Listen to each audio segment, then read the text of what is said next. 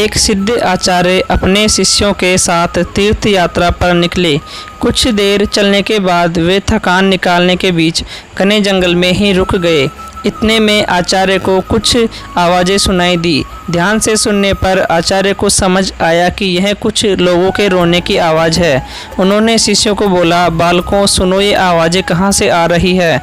तब शिष्य एक दूसरे का मुँह देखने लगे क्योंकि उन्हें कोई आवाज़ सुनाई नहीं दे रही थी। फिर भी गुरु के आदेशानुसार उन्होंने थोड़ी दूरी पर आकर देखा। केवल आचार्य को एक गहरे अंधेरे कुएं से कुछ लोगों के रोने की आवाज़ सुनाई दे रही थी।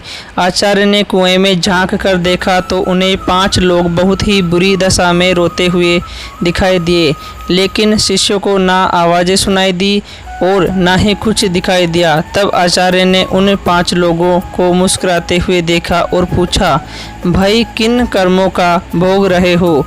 तब वे 5 और जोर जोर से रुदन करने लगे। तब आचार्य ने शिष्यों को बताया, यहाँ 5 प्रेत आत्माएं हैं। यह सुनकर शिष्य डर गए। तब आचार्य बोले, बालकों डरो नहीं, तुम सभी इनसे ज़्यादा शक्तिमान हो क्योंकि तुम सब कर्मों से महान हो और ये सभी आज अपनी पिछली करनी का भोग भोग रहे हैं। आज के समय में इनसे दुर्बल कोई नहीं। तब शिष्य ने पूछा, इन्होंने ऐसा क्या कर्म किया। तब पहली आत्मा ने उत्तर दिया कि वह पिछले जन्म में ब्राह्मण था, भिक्षा मांगता था, लेकिन उस भिक्षा को भोग विलास में खर्च करता था।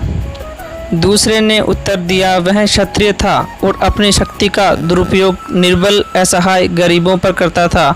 तीसरे ने उत्तर दिया कि वो बनिया था, बस खुद के फायदे की सोचता था और हमेशा मिलावट करके सामान बेचता था, जिस कारण कई लोग मारे गए। चौथे ने उत्तर दिया, वह शूद्र था, बहुत आलसी और जिम्मेदारी से भागता था, अपने माता पिता को पीटता था और दिन रात नशा करता था।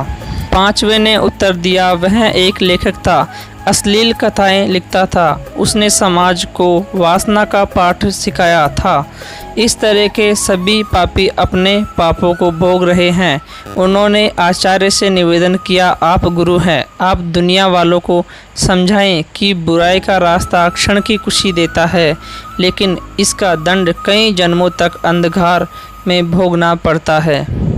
मनुष्य को कर्मों का फल भोगना ही पड़ता है, फिर वो किसी भी जन्म में हो। कहते हैं जिस तरह ईश्वर है वैसे ही भूत भी होते हैं, लेकिन वे जितने दुर्बल होते हैं उतना कोई नहीं, जितने कष्ट में वो होते हैं उतना कोई नहीं। वे अपनी करनी का भोग करते हैं। क्षण की विलासिता कई जन्मों का डर बन जाती है। व्यक्ति कितना भी इतरा जाए, नियति उसके कर्मों का हिसाब रखती है। इसलिए सदैव सद्मार्ग पर चलें। अगर गलती हुई भी है तो उसे ज़रूर सुधारें।